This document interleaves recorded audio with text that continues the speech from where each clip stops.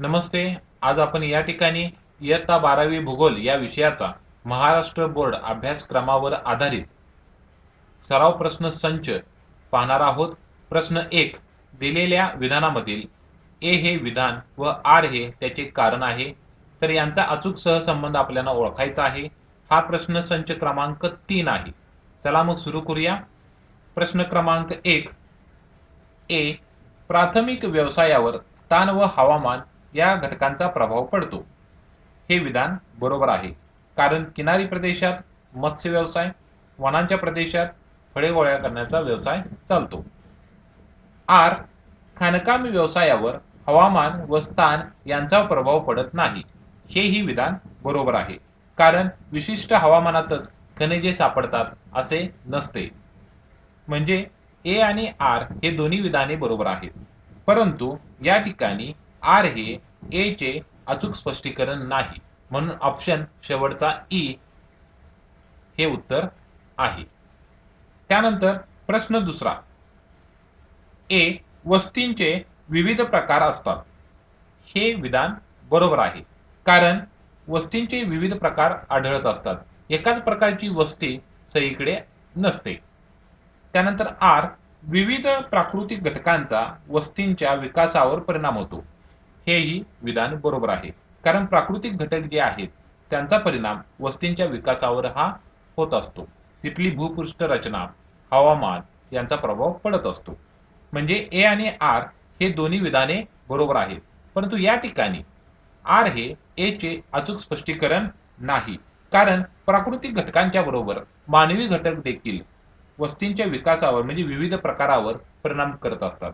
उदाहरणार्थ सांगायचं झालं तर मानवी घटक या ठिकाणी एखादा लोहमार्ग किंवा रस्ता एखाद्या प्रदेशातून गेला तर त्या ठिकाणी रेषीय वस्ती उदयास येते. म्हणजे या ठिकाणी मानवी घटक देखील महत्वाचे आहेत. म्हणून आर हे ए चे अचूक स्पष्टीकरण नाही असे सांगता येईल. पुढचा प्रश्न आहे. ए. भारतात औद्योगिक उत्पादनात विविधता आहे. हे विधान बरोबर आहे. कारण एकाच प्रकारचं उत्पादन भारत उत्पादित करत नाही. म्हणजे विविधता आढळते. म्हणजे ए हे विधान बरोबर आहे. तर आर. भारत हा कृषीप्रधान देश आहे. बरोबर आहे. भारतातील बहुतांश लोकसंख्या ही कृषीमध्ये गुंतलेली आहे. म्हणून कृषीप्रधान देश आहे. हेही विधान बरोबर आहे. म्हणजे ए आणि आर हे बरोबर आहेत. परंतु या ठिकाणी आर हे ए चे अचूक स्पष्टीकरण देत नाही. कारण औद्योगिक उत्पादन आणि कृषी याचा बऱ्यापैकी सहसंबंध नसतो. तर त्या ठिकाणी पुढचं जे विधान आहे, प्रश्न आहे तो म्हणजे ए. जागतिक व्यापार असमान आहे. हे विधान बरोबर आहे. कारण जागतिक व्यापार समप्रमाणात कधीही चालत नसतो. तर आर. भौगोलिक विविधता व्यापारास कारणीभूत ठरते. तर या ठिकाणी हेही विधान बरोबर आहे. कारण विविधता भौगोलिक विविधता जर आढळत असेल तर त्या ठिकाणी अनेक विविध वस्तूंचं उत्पादन होत असतं. विशिष्ट प्रदेशात विशिष्ट वस्तूंचं उत्पादन होतं. तर ज्या ठिकाणी प्रदेशात ते उत्पादन होत नाही त्या ठिकाणी मग व्यापारास सुरुवात होते. सगळीकडे जर एकाच प्रकारची वस्तू जर उत्पादित होत असती तर व्यापार झाला नसता.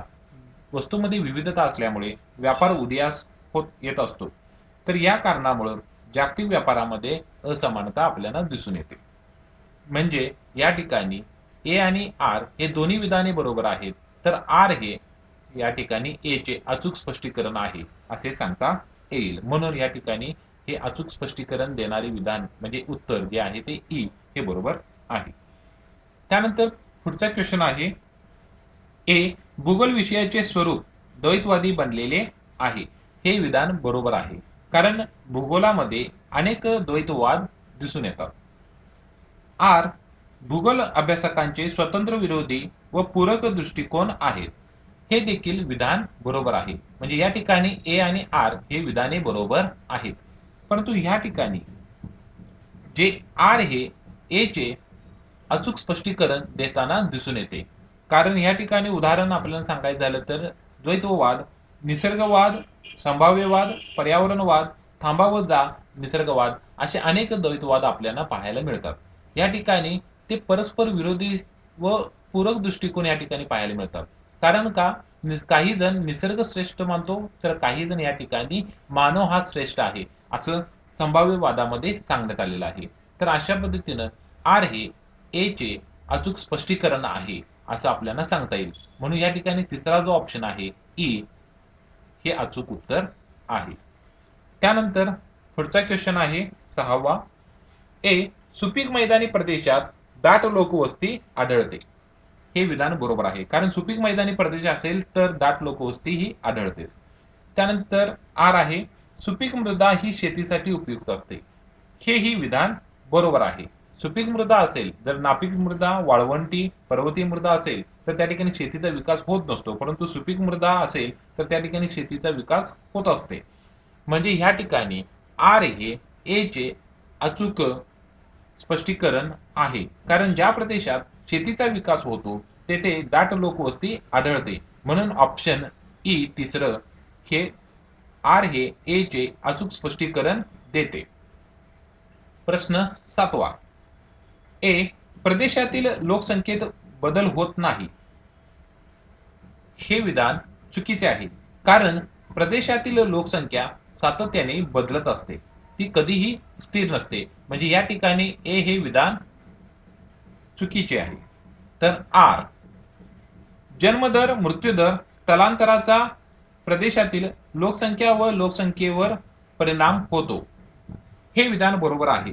कारण जन्मदर, मृत्यूदर, स्थलांतर हे लोकसंख्या बदलाचे प्रमुख घटक आहेत आणि त्यांचा परिणाम होत असतो. म्हणजे आर हे या ठिकाणी विधान बरोबर आहे. म्हणून या ठिकाणी अचूक उत्तर आहे आ. केवळ आर हे विधान बरोबर आहे. त्यानंतर प्रश्न क्रमांक 8. ए दुसऱ्या टप्प्यात मृत्यूदरात घट होते पण जन्मदर स्थिर असतो. हे विधान बरोबर आहे. कारण वैद्यकीय सुविधा उपलब्ध असल्याने या ठिकाणी मृत्यूदर घटतो व जन्मदर हा स्थिर असतो. तर आर दुसऱ्या टप्प्यात लोकसंख्या झपाट्याने वाढते. हेही विधान बरोबर आहे. दुसऱ्या टप्प्याची वैशिष्ट्य आहे की या ठिकाणी वैद्यकीय सुविधेमुळे मृत्यूदर घटतो व त्यामुळे जन्मदर हा स्थिर असतो तरी पण. म्हणून या ठिकाणी लोकसंख्या ही झपाट्याने वाढत असते. म्हणजे या ठिकाणी अचूक उत्तर आहे ई. ए आणि आर हे दोन्ही विधाने बरोबर आहेत. तर आर हे ए चे अचूक स्पष्टीकरण आहे असे आपल्याला सांगता येईल. त्यानंतर प्रश्न क्रमांक 9. ए अवलंबिताच्या प्रमाणात वाढ झाल्याने अर्थव्यवस्थेवर परिणाम होतो. हे विधान बरोबर आहे. कारण अवलंबित्वामध्ये लहान बालके व वृद्धांचा समावेश होतो. त्यानंतर आर लोकसंख्येत वृद्धांची संख्या वाढल्यास वैद्यकीय खर्च वाढतो. तर या ठिकाणी हेही विधान बरोबर आहे. कारण लोकसंख्यामध्ये वैद्यकीय खर्च हा वाढत असतो जेव्हा वृद्धांची संख्या जास्त असते. मग त्यामुळे वैद्यकीय खर्च वाढतो.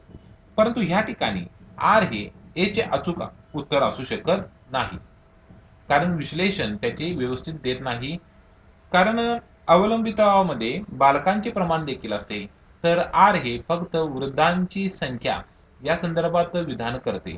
या ठिकाणी बालकांचा उल्लेख करण्यात आलेला नाही. म्हणून आर हे ए चे अचूक स्पष्टीकरण नाही असे सांगता येईल. तर प्रश्न क्रमांक 10. ए लोकसंख्येच्या मनोऱ्यात रुंद तळ बालकांची संख्या अधिक असल्याचे दाखवते. हेही विधान बरोबर आहे. कारण तळ रुंद याचा अर्थ या ठिकाणी जन्मदर जास्त म्हणजे लहान बालकांची संख्या जास्त आहे असं सांगता येतं. म्हणजे ए हे विधान बरोबर आहे. तर आर लोकसंख्या मनोऱ्याचे शीर्ष रुंद म्हणजे वृद्धांची संख्या अधिक असल्याचे द्योतक आहे. हेही विधान बरोबर आहे. म्हणजे ए आणि आर हे दोन्ही विधाने बरोबर आहेत. परंतु आर हे ए चे अचूक स्पष्टीकरण देत नाही. तर प्रश्न क्रमांक 11. ए कार्यशील लोकसंख्यांची विविध व्यवसाय गटातील वर्गवारी म्हणजे लोकसंख्यांची व्यावसायिक संरचना होय. तर ह्या ठिकाणी हे विधान बरोबर आहे. कारण विविध व्यवसायामध्ये जे काही कार्यशील लोकसंख्या गुंतलेली आहे त्याला आपण व्यावसायिक संरचना असे म्हणतो. मग ते प्राथमिक, द्वितीयक व तृतीयक व्यवसायामध्ये गुंतलेली लोकसंख्या सांगता येईल. त्यानंतर आर व्यावसायिक संरचनेवर संरचनेवरून देशाच्या आर्थिक विकासाचा दर ठरतो. हेही विधान बरोबर आहे. कारण व्यावसायिक संरचनेवर कारण एखादा देश विकसित आहे आपण कधी म्हणू शकतो, जेव्हा प्राथमिक व्यवसायापेक्षा द्वितीयक व तृतीयक व्यवसायामध्ये कार्य करणाऱ्यांची लोकसंख्या जास्त असेल तर त्या ठिकाणी तो देश विकसित समजला जातो. तर विकसनशील देशामध्ये प्राथमिक व्यवसायामध्ये कार्य करणाऱ्यांची संख्या जास्त असते. अशा पद्धतीने व्यावसायिक संरचनेवर देशाचा आर्थिक विकास अवलंबून असतो. म्हणून या ठिकाणी ए आणि आर हे दोन्ही विधाने बरोबर आहेत, तर आर हे ए चे अचूक स्पष्टीकरण आहे असे सांगता येईल.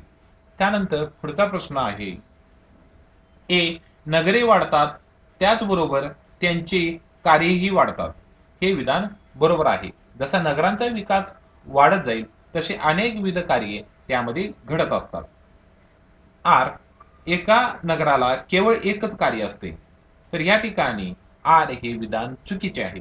कारण नगर जे आहे ती खूप विस्तारलेला भाग असतो. यामध्ये अनेक विविध कार्ये चालत असतात. म्हणून या ठिकाणी जे अचूक उत्तर आहे ते म्हणजे अ केवळ ए विधान बरोबर आहे. त्यानंतर पुढचा प्रश्न आहे, विविध शहरे विविध कार्यासाठी प्रसिद्ध असतात. हे विधान बरोबर आहे. कारण उदाहरणार्थ शिक्षणासाठी पुणे, औद्योगिकसाठी इचलकरंजी, पिंपरी चिंचवड, खाणकाम व्यवसायासाठी चंद्रपूर, गडचिरोली, तर धार्मिक क्षेत्रासाठी पंढरपूर, तिरुपती म्हणजे विविध शहरे विविध कार्यासाठी प्रसिद्ध असतात. हे विधान बरोबर आहे. तर आर राज्यांच्या व देशांच्या राजधान्या प्रशासकीय सेवा पुरवितात. तर या ठिकाणी हेही विधान बरोबर आहे. कारण राज्यांच्या राजधान्यामध्ये प्रशासकीय कार्यालये ही असतात आणि ती मुख्यालये सुद्धा असतात. तर या ठिकाणी प्रशासकीय सेवा पुरविल्या जातात. म्हणजेच या ठिकाणी जो तिसरा ऑप्शन आहे ए आणि आर हे दोन्ही विधाने बरोबर आहेत आणि आर हे ए चे अचूक स्पष्टीकरण आहे असे सांगता येईल. त्यानंतर पुढचा क्वेश्चन आहे, ए भारतातील छोट्या नागपूर पठारावर खाणकामी व्यवसाय विकसित झाला आहे. हे विधान बरोबर आहे. भारतातील खनिजांचे वितरण जर पाहिले असता आपल्याला लक्षात येईल की छोटा नागपूर पठार याचा हे विपुल प्रमाणात खनिजे सापडतात.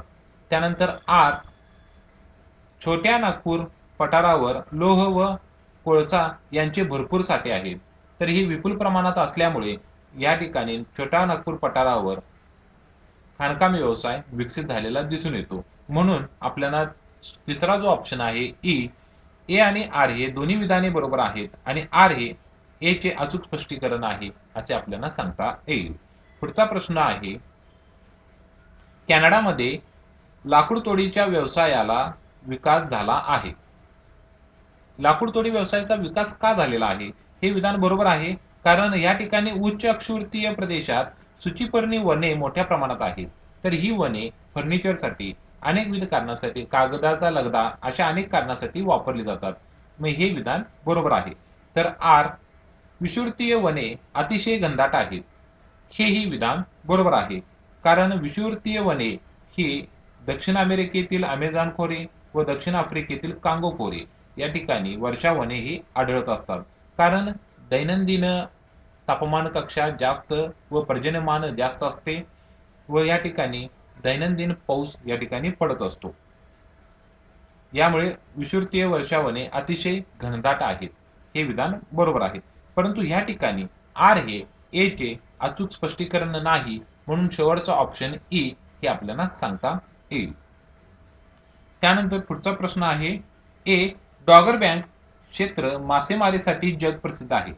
तर पश्चिमी युरोपामधील हे डॉगर बँक क्षेत्र मासेमारी क्षेत्रासाठी जग प्रसिद्ध आहे. म्हणून या ठिकाणी ए हे विधान बरोबर आहे. तर आर येथे विस्तृत समुद्रबोड जमीन व भूखंड मंच उपलब्ध असल्यामुळे प्लवंगाची निर्मिती होते. हेही विधान बरोबर आहे. कारण मत्स्य व्यवसाय होण्यासाठी माशांचे जे प्रमुख अन्न आहे प्लवंग यांची निर्मिती ज्या ठिकाणी विस्तृत जमीन किंवा भूखंड मंच असतो त्या ठिकाणी होत असते.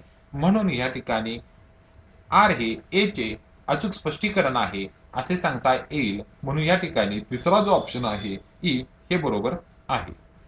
त्यानंतर पुढचा क्वेश्चन आहे ए. मुंबई येथील दमट हवामान सुती वस्त्रोद्योग यास पूरक आहे. बरोबर आहे, कारण हेही विधान बरोबर आहे. सुती वस्त्रोद्योगास दमट हवामान आवश्यक असते आणि ते मुंबई येथे आहे. तर आर. उद्योगास मोठ्या प्रमाणात पाणी आवश्यक असते. हेही विधान बरोबर आहे, परंतु कोणत्या उद्योगास हे सांगण्यात आलेलं नाही. म्हणजे प्रत्येक उद्योगास पाणी हे आवश्यक असते आणि हे विधान बरोबर आहे. तर दोन्ही विधाने बरोबर आहेत, परंतु या ठिकाणी आर हे ए चे अचूक स्पष्टीकरण नाही असे आपल्याला सांगता येईल.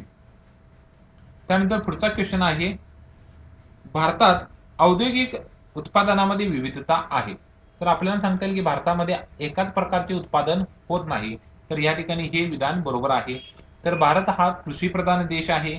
आर हे देखील विधान बरोबर आहे, कारण भारतामध्ये बहुतांश लोकसंख्या कृषी क्षेत्रामध्ये गुंतलेली आहे. म्हणजे हे दोन्ही विधाने बरोबर आहेत, परंतु आर हे ए चे अचूक स्पष्टीकरण नाही हे आपल्याला सांगता येईल.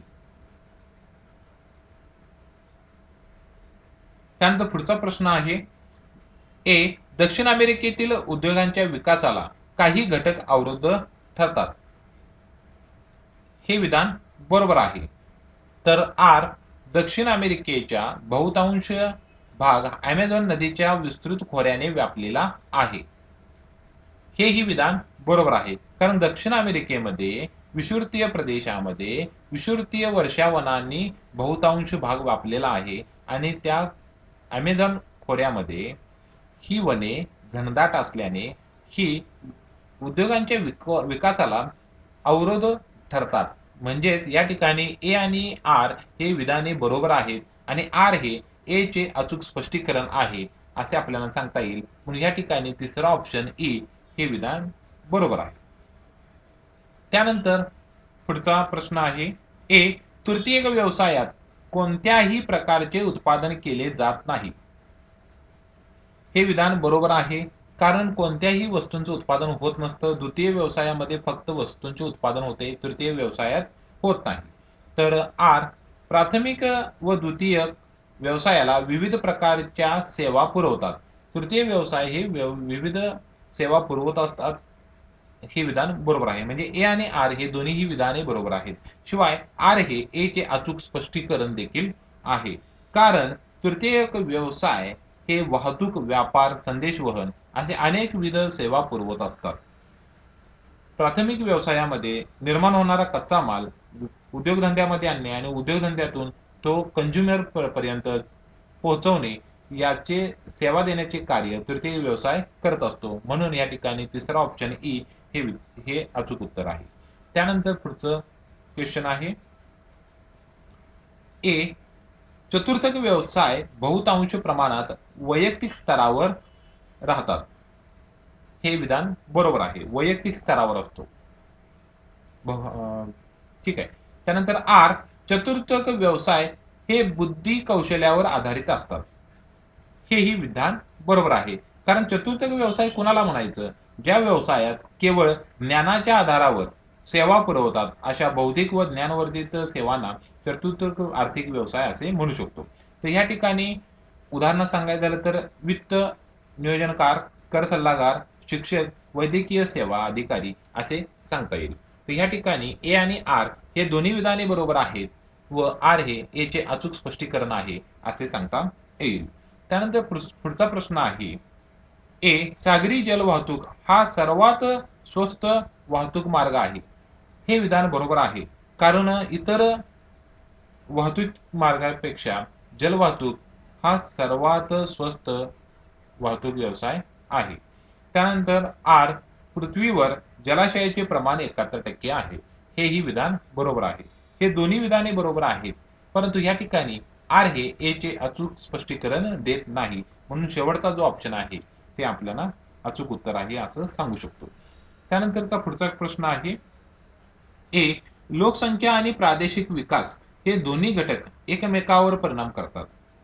हे विधान बरोबर आहे, कारण लोकसंख्या आणि प्रादेशिक विकास एकमेकावर परिणाम करतात. आर. लोकसंख्येचे घटक प्रादेशिक विकास ठरवतात आणि प्रादेशिक विकास लोकसंख्येचे गुणात्मक घटक ठरवतात. हेही विधान बरोबर आहे. कारण प्रदेशातील अनेक घटकांचा प्रभाव लोकसंख्येच्या गुणात्मक घटकावर अवलंबून असतात. म्हणून या ठिकाणी ए आणि आर हे दोन्ही विधाने बरोबर आहेत व आर हे ए चे अचूक स्पष्टीकरण देखील आहे. म्हणून या ठिकाणी तिसरा ऑप्शन बरोबर आहे. त्यानंतर पुढचा प्रश्न आहे ए कार्यात्मक प्रदेश एकजिनसी असतोच असे नाही. हे विधान बरोबर आहे. कारण कार्यात्मक प्रदेश प्राकृतिक व राजकीय दृष्ट्या भिन्न असू शकतात, मात्र कार्यात्मक दृष्ट्या ते एकत्र असू शकतात. उदाहरणार्थ पुणे महानगर यामध्ये अनेक खेड्यांचा पाड्यांचा समावेश होतो, परंतु कार्यात्मक दृष्टिकोनातून ते एकच असतात. म्हणजे ए हे विधान बरोबर आहे. तर आर औपचारिक प्रदेश हा एकजिनसी प्रदेश असतो. तर हे देखील विधान बरोबर आहे. कारण औपचारिक प्रदेश हा कधी ठरवतात? समान वैशिष्ट्यांच्या आधारे निश्चित घटक ग्राह्य मानून निर्माण झालेला प्रदेश म्हणजे औपचारिक प्रदेश सांगता येईल. उदाहरणार्थ एखादे राज्य किंवा देश सांगता येईल. यामध्ये समान भाषा, समान क्रिया आपल्याला होताना दिसून येतात. म्हणजे ए आणि आर हे दोन्ही विधाने बरोबर आहेत, परंतु या ठिकाणी आर हे ए चे अचूक स्पष्टीकरण आहे असे सांगता येत नाही. म्हणून चौथा ऑप्शन ई हे अचूक उत्तर आहे. त्यानंतर पुढचा प्रश्न आहे ए प्राकृतिक घटकांच्या आधारे ठरलेल्या प्रदेशांना प्राकृतिक प्रदेश संबोधतात. हे विधान बरोबर आहे. प्राकृतिक घटकामध्ये आपल्याला भूरचना, हवामान, मृदा, वनस्पती यांचा समावेश होतो. त्यानंतर आर मानवी घटकांच्या आधारे ठरलेल्या प्रदेशांना राजकीय प्रदेश संबोधतात. हेही विधाने बरोबर आहे. कारण मानवी घटक जसे भाषा, वांशिकता, प्रशासकीय सीमा ह्यामध्ये उदाहरण सांगायचं झालं तर कर्नाटक, महाराष्ट्र यांची भाषा ही वेगवेगळी आहे. अशा पद्धतीनं ए आणि आर हे दोन्ही विधाने बरोबर आहेत. परंतु या ठिकाणी आर हे ए चे अचूक स्पष्टीकरण देत नाही. म्हणून चौथा ऑप्शन ई हे या ठिकाणी अचूक उत्तर आहे. त्यानंतर पुढचा प्रश्न आहे आधुनिक काळात भूगोलशास्त्राचा अधिकाधिक उपयोजित भूगोलशास्त्राकडे प्रवास सुरू आहे. हे विधान बरोबर आहे. पूर्वी फक्त वर्णनात्मक अभ्यास केला जात होता, परंतु आता सध्या उपयोजित भूगोलशास्त्राकडे त्याचा प्रवास सुरू आहे. हे विधान बरोबर आहे. तर आर भूगोल अभ्यास पद्धतीत संख्याशास्त्र, माहिती तंत्रज्ञान, GIS, GPS व सुदूर निरीक्षण उपग्रहाद्वारे भूगोलाचा अभ्यास केला जात आहे. हेही विधान बरोबर आहे. आणि शिवाय आर हे ए चे अचूक स्पष्टीकरण आहे असेही आपल्याला सांगता येईल. कारण आधुनिक काळामध्ये GIS, GPS याच्याद्वारे आपल्याला अनेक उपग्रह प्रतिमा चालूच्या मिळू शकतात आणि त्याच्याद्वारे सांख्यिकीय माहिती व चित्र स्वरूपात माहिती प्राप्त होते आणि आपण त्याच्यावर ॲनालिसिस करतो. पूर्वी फक्त वर्णनात्मक अभ्यास केला जात होता, परंतु आता भूगोलाचे स्वरूप हे बदलत गेलेले आहे. म्हणून या ठिकाणी तिसरा ऑप्शन बरोबर आहे. त्यानंतर पुढचा प्रश्न आहे ए प्राकृतिक भूगोलात मानवी क्रियांचा अभ्यास केला जातो. तर हे विधान चुकीचे आहे. कारण प्राकृतिक भूगोलामध्ये नैसर्गिक घटकांचा अभ्यास केला जातो. जसे उदाहरणार्थ सांगायचं झालं की हवामानशास्त्रामध्ये वातावरणाचा, भूरूपशास्त्रामध्ये पर्वत, पठारे, मैदाने यांचा, तर भूगर्भामध्ये अंतर्गत क्रियांचा अभ्यास केला जातो. तर मानवी क्रियांचा अभ्यास केला जात नाही. म्हणजे ए हे विधान चुकीचे आहे. तर आर मानवी भूगोलात मानव हा केंद्रस्थान मानला जातो. हे विधान बरोबर आहे. कारण मानवी भूगोलाच्या जर शाखा बघितल्या तर वसाहती भूगोल, आर्थिक भूगोल, नागरी भूगोल, कृषी भूगोल, औद्योगिक भूगोल ह्या मानवी क्रियांच्यावर आधारित असलेल्या सर्व शाखा आहेत. म्हणजे मानव हा या ठिकाणी केंद्रस्थानी मानला जातो मानवी भूगोलामध्ये. म्हणून ह्या ठिकाणी केवळ आर हे बरोबर आहे असे सांगता येईल. त्यानंतर पुढचा प्रश्न आहे मानवी भूगोलाचे एकूण स्वरूप एकात्मिक व सर्वस्पर्शी झाले आहे. तर हे विधान बरोबर आहे. आर मानवी भूगोलाच्या सर्व शाखा कमी अधिक प्रमाणात एकमेकांशी संबंधित आहे. हेही विधान बरोबर आहे. कारण मानवी भूगोलाच्या अनेक ज्या शाखा आहेत त्यामध्ये कृषी भूगोल, औद्योगिक भूगोल, वसाहती भूगोल या एकमेकावर अवलंबून असतात कमी अधिक प्रमाणात. जसे आपल्याला सांगता येईल की वसाहती भूगोल याच्यावर नागरी भूगोल हा अवलंबून आहे. तर या ठिकाणी तिसरा जो ऑप्शन ए आणि आर हे दोन्ही विधाने बरोबर आहेत व आर हे ए चे अचूक स्पष्टीकरण आहे असे आपल्याला सांगता येईल. धन्यवाद. कृपया चॅनलला लाईक व सबस्क्राईब करा.